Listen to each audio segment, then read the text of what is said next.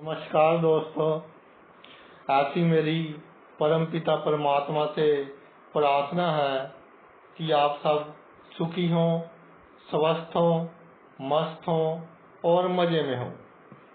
आज मैं आपकी सेवा में एक नया वीडियो लेकर हाजिर हुआ हूँ। वीडियो शुरू करने से पहले आपसे विनम्र विनती है कि अगर अभी तक आपने मेरा चैनल सब्सक्राइब नहीं किया तो कृपा करके इसे सब्सक्राइब कर लें, ताकि आपको वैदिक ज्योतिष के ऊपर प्रमाणिक सामग्री और लेटेस्ट सामग्री जो कि रिसर्च पर आधारित है वो समय समय पर मिल सके। चलो आज का वीडियो शुरू करते हैं। आज के वीडियो में हम चर्चा करेंगे कि शुक्र से 7 घर आगे, यानी शुक्र से सप्तम भाव जातक को क्या क्या लाभ देता है, हानियां देता है, यानी कि शुक्र से 7वां भाव जातक के जीवन में कौन कौन से प्रभाव डालता है, उस पर हम चर्चा करेंगे। देखिए, शुक्र एक भोगप्रिय ग्रह है, दैत्य गुरु है शुक्र, इसलिए सभी अच्छे गुणों से युक्त है शुक्र ग्रह। जिसका शुक्र अच्छा होता है वह गरीबों का सहारा बनता है जरूरतमंदों का सहारा बनता है। क्योंकि शुक्र अगर ठगी मरवाता है तो अमीर बंदों से ठगी मरवाता है। जिसका भी शुक्र स्ट्रोंग होगा, अगर वो गलत कार्य करेगा तो उसके साथ करेगा जिसने पहले दूसरों के साथ गलत कार्य किए हों, यानी कि अमीर बंदों के साथ गलत कार्य करेगा, कभी गरीबों के साथ नहीं करेगा। गरीबों का सहारा बनेगा, जरूरतमंदों का सहारा बनेगा जिसका शुक्र स्ट्रोंग पड़ा हो। शुक्र क्योंकि शैया सुख का कारक भी है, इसलिए जातक को शैया सुख भी अच्छा देगा। लग्जरी चीजों का कारक भी है, इसलिए शुक्र अच्छा हो तो सभी सुखों के साधन जातक के पास होंगे, यानी कि जातक ऐश्वर्यवान होगा। शुक्र पर मंगल का प्रभाव अच्छा हो, अगर हो तो, अगर ना हो तो वो भी अच्छी बात है। मंगल का प्रभाव ना हो तो पति पत्नी का सुख आपस में बहुत अच्छा रहता है। अगर मंगल का प्रभाव हो भी और मंगल और शुक्र अच्छी स्थिति में पड़े हो, तब भी वही पति पत्नी का सुख बहुत अच्छा रहता है और व्यक्ति का जीवन सभी सुखों से युक्त रहता है और सुख देने वाली सभी वस्तुएं जातक के पास पर्याप्त मात्रा में होती हैं। आज हम बात करेंगे काल पुरुष की कुंडली के हिसाब से। काल पुरुष की कुंडली क्या होती है भाई? जिसके पहले भाव में यानी लगन में 1 अंक लिखा हो, उसको हम काल पुरुष की कुंडली बोलते हैं। ज्योतिष की काफी इस तरह की विद्याएं हैं जिसको हम लगन में 1 अंक लेकर ही चलते हैं। जैसे लाल किताब होगी, उसमें भी लगन में 1 अंक ही मानेंगे, चाहे ज्योतिष के हिसाब से लगन कोई भी बनता हो, लगन में कोई भी अंक हो, लेकिन हम लगन में 1 अंक लेकर ही चलेंगे। इसी तरह जो काल पुरुष की कुंडली होती है, जिसके हिसाब से हम वीडियो बनाते हैं, जो कि जर्नल होते हैं, जिसमें हम जर्नल फलादेश करते हैं, एक ग्रह का फलादेश करते हैं, वो काल पुरुष की कुंडली के हिसाब से ही होता है। काल पुरुष की कुंडली के हिसाब से जो 7वां घर होता है, ये वाला, उसमें 7 राशि आ गई, इसका मालिक हो गया शुक्र। तो शुक्र 7वें घर का मालिक हो गया। शुक्र से 7वां भाव देखेंगे। क्यों देखेंगे?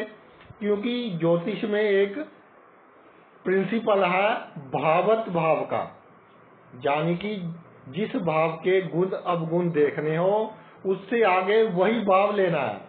अब 7वें भाव के गुण अवगुण देखने हैं, उससे आगे हम 7वां भाव ही लेंगे।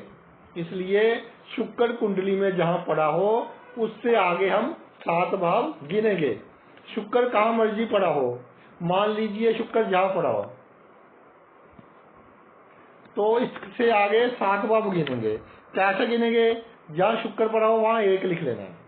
1 2 3 4 5 6 7। तो ये वाला भाव जो हो गया शुक्र से 7वां भाव हो गया।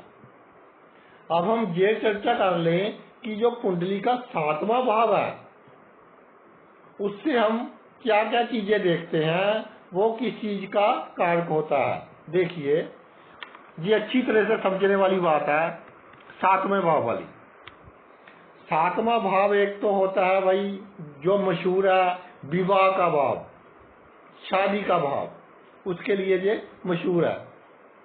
एक होता है पार्टनरशिप में जो कार्य किए जाते हैं, साझेदारी में जो काम किए जाते हैं, उसका 7वां भाव हो गया। इसके अलावा कुंडली का जो कोर्ट रूम होता है, यानी कि कानूनी कार्य का जो भाव होता है, लीगल कामों का जो भाव होता है, लीगल एग्रीमेंट्स का भाव होता है, जो भी कार्य हम लिखित में करते हैं, जो काम हम स्टाम्प पर करते हैं, जो गिव एंड टेक वाला काम होता है कि अगर आप हमारे साथ ये करोगे हम आपके साथ ये करेंगे। शादी भी एक लीगल एग्रीमेंट है। उसमें गवाही किसकी होती है? जैसे हिंदू धर्म में आग की गवाही होती है, आग को साक्षी मानकर शादी की जाती है। अलग अलग धर्मों में अलग अलग वस्तुओं की गवाही होती है। तो शादी भी एक लीगल एग्रीमेंट है। जितने भी लीगल एग्रीमेंट है वो सब 7वें भाव से देखे जाते हैं। अब और क्या चीजें देखी जाती है 7वें भाव से, उसको आप ध्यान पूर्वक समझें। 10वां भाव है, 10वें से 10वां भाव लीजिए। भावत भाव का जो प्रिंसिपल है 8 9 10, 10वें से 10वां भाव कौन सा आ गया भाई? 7वां भाव। इसके अलावा चौथा भाव है, चौथे से चौथा लीजिए। चौथे भाव में 1 लिखिए, 1 2 3 4। चौथे से चौथा भाव आ गया 7वां भाव। 10वां भाव किस चीज का? रोजगार का, पेशे का है, रेपुटेशन का है, प्रसिद्धि का है, हुकूमत का है। तो ये सब गुण भी 7वें भाव में आ गए। इसी तरह चौथा भाव किस चीज का है?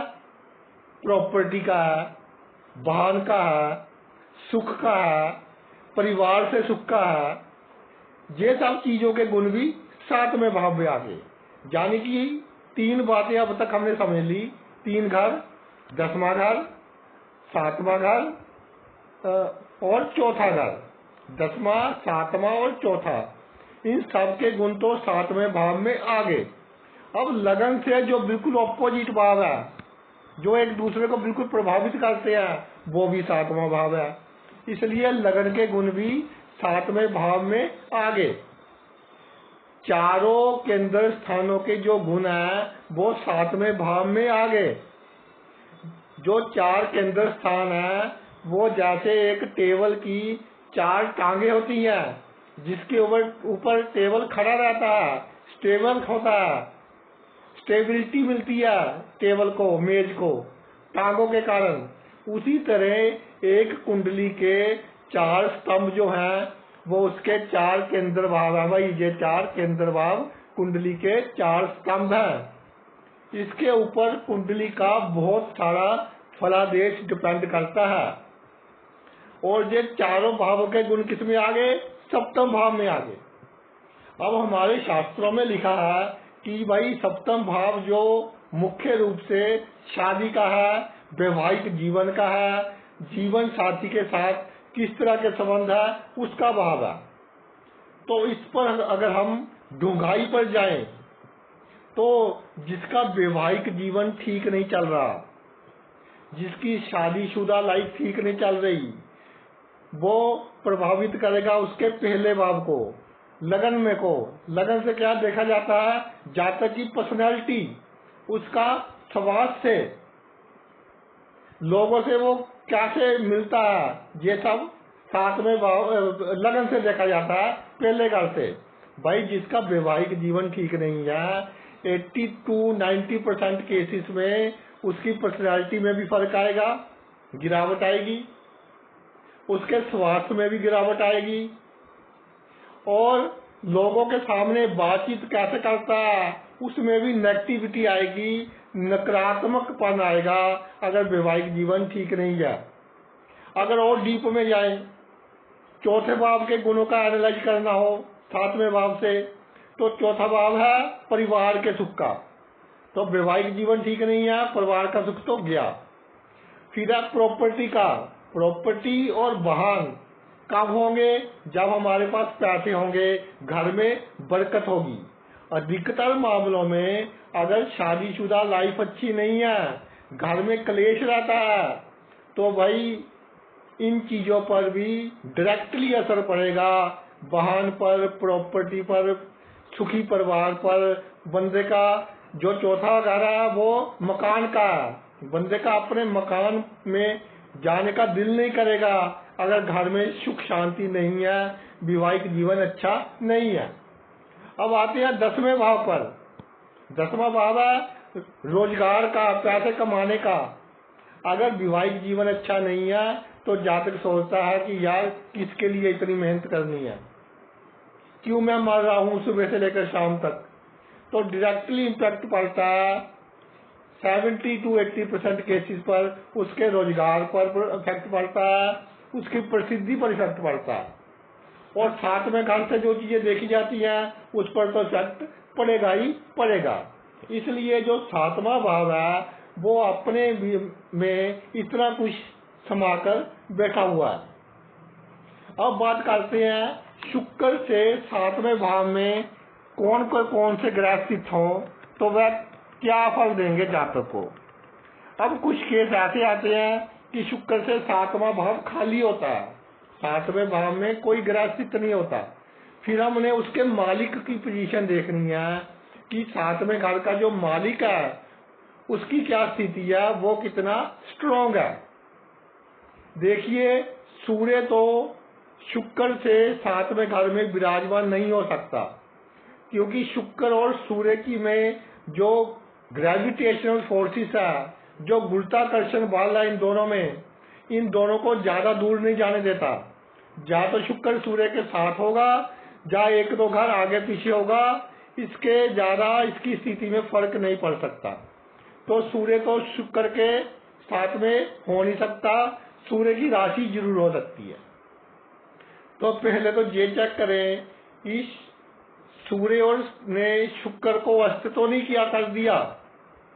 अगर शुक्र अस्त हो गया तो जो जातक की लग्जरी लाइफ है और मैरिड लाइफ है उसमें कुछ हद तक 5, 10, 15% कुछ हद तक न्यूनता आती है।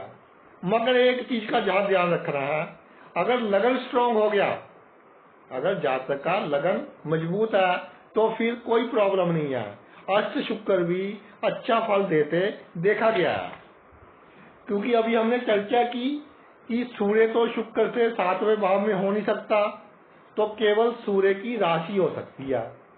अगर सूर्य की राशि सिंह शुक्र से 7वें भाव में हो, पहले तो आपने शुक्र को ढूंढ लेना है कुंडली में कि शुक्र कहाँ पड़ा है, फिर उससे 7वां भाव ढूंढ लेना है। तो अगर उसमें सूर्य की राशि हो, यानी 5वीं राशि होती है सूर्य की, 5वीं राशि हो और सूर्य की स्थिति मजबूत हो, तो भाई जातक की जो वैवाहिक जीवन है बहुत अच्छा चलता है। असूलों वाले होंगे दोनों, असूलों पर चलेंगे। जब बंदा असूलों पर चलता है तो जिंदगी आसान हो जाती है। इसके अलावा पार्टनरशिप भी असूलों पर चलेगी। जो साझेदारी में काम होगा वो भी असूलों पर चलेगा।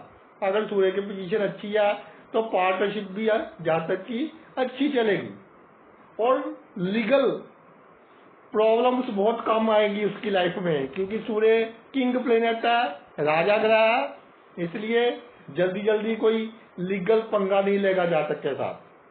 प्रॉपर्टी वगैरह अच्छी होगी, वाहन वगैरह अच्छे होंगे, सभी सुख होंगे अगर सूर्य अच्छी पोजीशन में पड़ा हो। अब बात करते हैं गुरु। अगर गुरु आ जाए भाई शुक्र से 7वें घर में, मान लीजिए शुक्र जहां पड़ा है, काउंटिंग करने में बहुत गलती करते हो, जो व्यूअर्स हैं काउंटिंग करने में भाई आप गलती करते हो, इसलिए मैं काउंटिंग बार बार करता हूँ, चाहे वीडियो थोड़ा लंबा हो जाता है। जैसे शुक्र जहाँ आ गया, इससे 7वां घर होगा जे वाला, 10वां। इसके 7वें घर में अगर गुरु आ जाए, एक दैत्य गुरु है, एक देवताओं का गुरु है, दैत्य गुरु और देवताओं का गुरु आमने सामने आ गए, तो इस तरह की जातक की जो पर्सनैलिटी होती है बहुत अच्छी होती है, दूसरों को बहुत जल्दी प्रभावित कर लेता है, दूसरे लोग इसकी संगति में आकर सुख महसूस करते हैं, अच्छा महसूस करते हैं। इसलिए इनका जो पार्टनर होता है, अगर पुरुष की कुंडली में ऐसा हो तो उसकी पत्नी, स्त्री की कुंडली में हो तो उसका पति, वो जो उनके दिमाग में थोड़ा संदेह हो जाता है कि भाई इसके पास तो बहुत सारे लोग आ रहे हैं, ऑपोजिट सेक्स के लोग भी आ रहे हैं, क्या मामला है। मगर दोनों शुभ ग्रह हैं, प्रकट नहीं करेंगे अपनी बात को, अब मन की बात मन में ही रहेगी। इसलिए वैवाहिक जीवन अच्छा चलता है, लेकिन थोड़ा सा संदेह जरूर रहता है एक दूसरे के दिमाग पर। गुरु की पोजीशन अच्छी हो तो ईगो तो थोड़ा बढ़ा देगा दोनों में, मगर फिर भी कुछ ना कुछ मर्यादा होगी और वैवाहिक जीवन अच्छा चलेगा। पार्टनरशिप जो साझेदारी में काम है वो भी थोड़ा ईगो कम कर करेंगे तो अच्छा चलेगा इनका काम। जो लीगल मैटर्स है, कानून के जो काम है, वो जो रिटर्न में किए करेंगे ये लोग, ये खास तौर पर ध्यान देकर सुन ले जिनका गुरु शुक्र से 7वें घर में है, कि आपने जो भी काम करना है रिटर्न में करना है भाई, लिखित में करना है। जो लिखित होगी जरूरत पड़ेगी जब आपके बहुत काम आएगी। आप आज सोच भी नहीं सकते कि एक दिन जी आपको कितना लाभ देकर जाएगी, लेकिन जो आपने कार्य करना है लिखित में करना है। जो जातक थोड़ा कम पढ़े लिखे हैं, कानून की कम नॉलेज है, चाहे वकील को 1000-2000 रुपये दे दे, लेकिन अपना काम भाई लिखित में करवाएं, अच्छी तरह से करवाएं।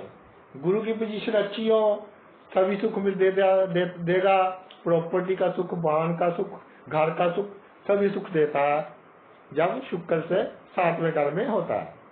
अब बात करते हैं मंगल की। अगर मंगल आ जाए शुक्र से 7वें घर में,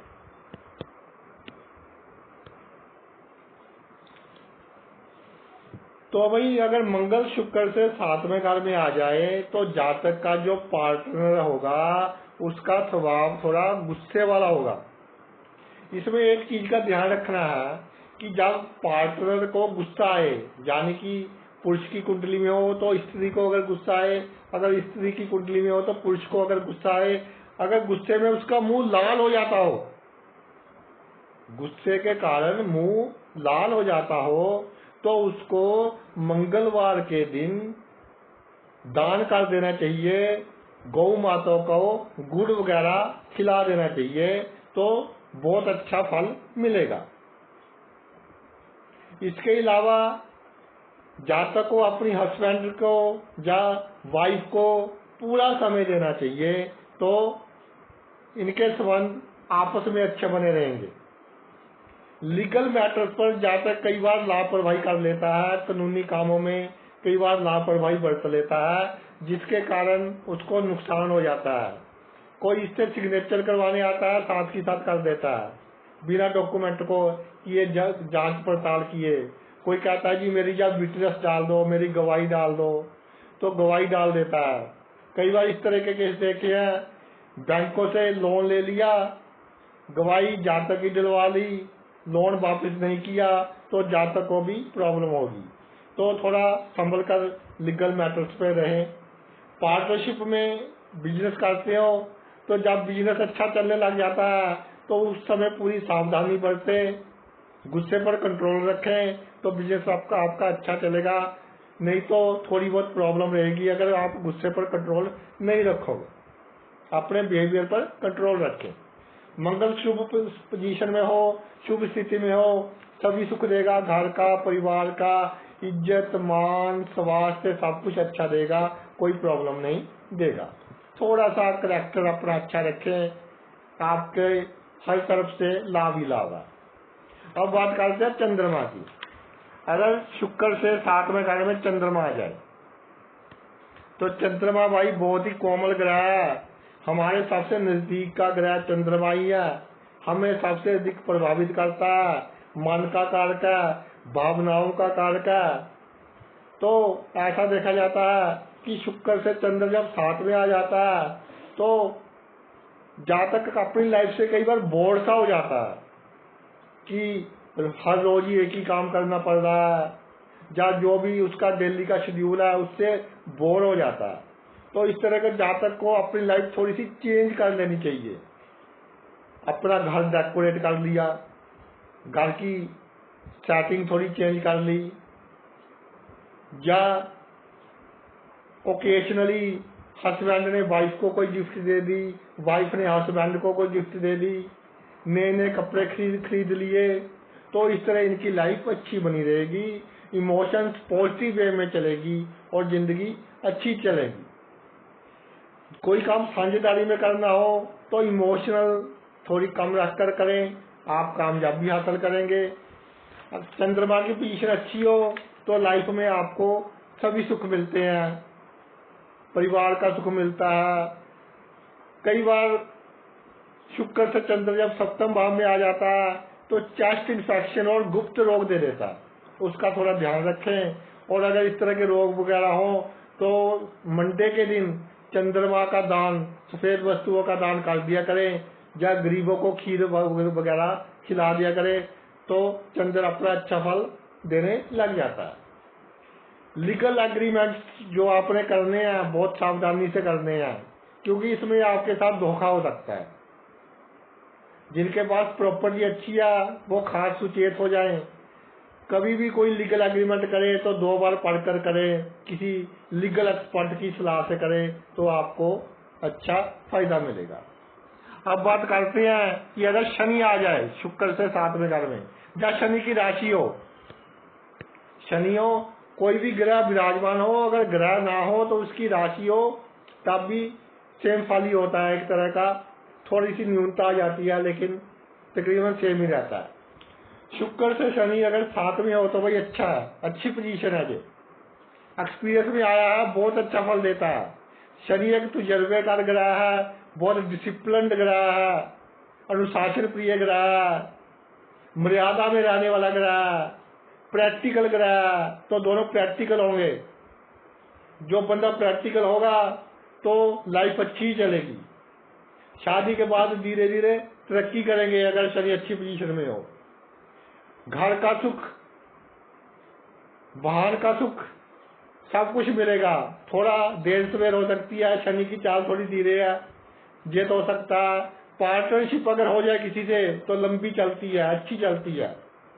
एक्सपीरियंस बहुत होता है इनके पास अपने जीवन को जीने का, अपने जीवन से तो एक्सपीरियंस से जीवन अच्छा जीवन व्यतीत करते हैं, अच्छा जीवन जीते हैं। अब बात करते हैं बहुत ही मायावी ग्रह राहु की, कलयुग का राजा राहु। आज के समय में जो सबसे अच्छा फल देता है जातक को, वो राहु देता है। राहु से अच्छा फल मैंने किसी ग्रह को देते नहीं देखा, चाहे इसको पाप ग्रह कह ले, चाहे क्रूर ग्रह कह ले, चाहे कह ले कि जी अच्छा नहीं होता, लेकिन कलयुग में जो ग्रह सबसे अच्छा फल देता देखा गया है वो है भाई राहु। शुक्र से राहु 7वें घर में आ जाए और अच्छी स्थिति में हो, मित्र राशि में हो, शुभ प्रभाव में हो, तो शादी के बाद जातक दिन दुगनी रात चौगुनी तरक्की करता है। इसका पार्टनर इसकी बहुत मदद करता है, आर्थिक रूप से भी हो सकती है, सलाह के रूप में भी हो सकती है, भाग्य के रूप में भी हो सकती है। एक दूसरे का भाग्य बहुत काउंट करता है विवाह के बाद। तो राहु की पोजीशन अच्छी हो तो भाई बहुत ही ज्यादा सुखी जीवन हो जाता है विवाह के बाद। घर की कोई प्रॉब्लम नहीं रहती, प्रॉपर्टी की कोई प्रॉब्लम नहीं रहती, इज्जत मान सम्मान की कोई प्रॉब्लम नहीं रहती, सभी चीजें बहुत उम्दा दे देता है राहु। मगर राहु की पोजीशन देखनी बहुत जरूरी है, पोजीशन अच्छी होनी चाहिए। अदरवाइज राहु आपस में मतभेद करवाता भी देखा गया है। अगर दुश्मन की राशि में आ जाए, दुष्ट ग्रह के प्रभाव में आ जाए तो भाई थोड़ा मतभेद करवाते भी देखा गया है। और अगर राहु अच्छी पोजीशन में हो तो आप बाय हुक और बाय क्रुक किसी भी तरह से कानूनी दांव पेच में जीत जाओगे। कानून में कोई आप में केस कर दे, आप कोई मर्जी दांव पेच यूज करो, आप वो केस जीत जाओगे। शुक्र से राहु सप्तम भाव में हो, अच्छी पोजीशन में हो, लीगल मैटर्स में आपको कोई प्रॉब्लम नहीं आएगी। अगर शुभ पोजीशन में ना हो राहु तो लीगल मैटर्स में थोड़ी प्रॉब्लम आ सकती है, लेकिन फिर भी बिगड़ के बाद जीत आपकी ही होगी। अगर राहु की शुभ पोजीशन हो तो एक बात याद रखना भाई, अचानक ही कोई ऑपोजिट सेक्स का बंदा आपके जीवन में आएगा। जब अचानक ही कोई ऑपोजिट सेक्स का बंदा आपके जीवन में आए, पूरी तरह से सावधान हो जाना, वरना आपकी लाइफ स्पॉइल हो सकती है। उस समय पूरी तरह से सावधान हो जाना और सावधानी से काम लेना, जितनी दूरी हो उतनी बनाकर रखना। अगर आपको लगे कि ये तो बहुत काम का बंदा है, इसके बिना तो मेरा काम खट जाएगा, मुझे बहुत नुकसान हो जाएगा, नुकसान सह लेना। जा डिप्लोमेसी के साथ उसके साथ व्यवहार करना कि सांप भी मर जाए और लाठी भी ना टूटे, नहीं तो आपकी जिंदगी पर भाई बहुत बुरा असर हो सकता है। थोड़ा सुचेत होकर काम करना। अब बात करते हैं केतु की। केतु क्या है? केतु के पास धड़ है, सर तो है नहीं, दिल है, दिमाग तो है नहीं। तो दिल क्या है? बहुत जल्दी उदास हो जाता है, डिस्कार्ड करता है, डिटैचमेंट करता है। किसी ने से थोड़ा सा भी पंगा हो गया, किसी वस्तु से थोड़ा सा भी दुख मिल गया तो हम कहते हैं कि जी इसमें तो कुछ नहीं रखा, इससे दूर हो जाओ, इससे दूरी बना लो। संसार से दूरी बना लेते हैं लोग। केतु का 9वें घर से संबंध हो जाए, एक उम्र में आकर लगने लग जाता है कि संसार में कुछ नहीं रखा। शुक्र से केतु 7 में आ जाए तो भाई जातक को एक दूसरे की इमोशंस का बहुत ध्यान रखना चाहिए। जैसे हम कांच के गिलास को बहुत संभाल कर रखते हैं ना, तो एक दूसरे को बहुत संभाल कर रखने वाली बात हो जाती है। एक दूसरे को बहुत संभाल कर रखें, एक दूसरे की इमोशंस का बहुत ख्याल रखें, इमोशंस का ख्याल रखें। बात सुने अपने पार्टनर की, दिल की बात सुने, वो क्या कहना चाहता है। अगर आपने उसकी दिल की बात सुन ली तो समझ लो उसको दुनिया के सभी सुख आपने दे दिए, जिसका शुक्र से केतु 7वें घर में हो। अगर आपने अपने पार्टनर की बात नहीं सुनी तो उसको डिटैचमेंट होनी शुरू हो जाएगी कि वैवाहिक जीवन में तो भाई कुछ नहीं रखा, अंदर ही अंदर सोचता रहेगा, कुड़ता रहेगा, ऐसी स्थिति उत्पन्न हो जाती है। लीगल डॉक्यूमेंट्स हैं, जो लीगल डॉक्यूमेंट्स हैं उस पर अगर केतु की शुभ पोजीशन हो तो भाई आपको बहुत फल देंगे, अच्छा फल देंगे। अगर शुभ पोजीशन हो तो लीगल डॉक्यूमेंट्स के कारण कई बार आपको कोई फंसा सकता है। इसलिए शुक्र से केतु 7वें भाव में आ जाए, शुभ लगे भी आपको चाहे, तो लीगल काम जो करना है आपने बहुत सावधानी से करना है, सतर्क रहकर करना है। प्रॉपर्टी वगैरह का सुख अचानक ही दे देगा, वाहन अचानक ही दे देगा, लग्जरी चीजें अचानक ही आपको जिंदगी में दे देगा अगर केतु शुक्र से 7वें भाव में पड़ा हो। तो भाई ये तो आज के वीडियो में हमने चर्चा की, शुक्र का जो 7वां भाव होता है वो जातक को किस तरह से प्रभावित करता है। आपने अपना इतना कीमती समय निकालकर ये वीडियो देखा, मैं तहे दिल से आपका आभारी हूँ। Thanks a lot.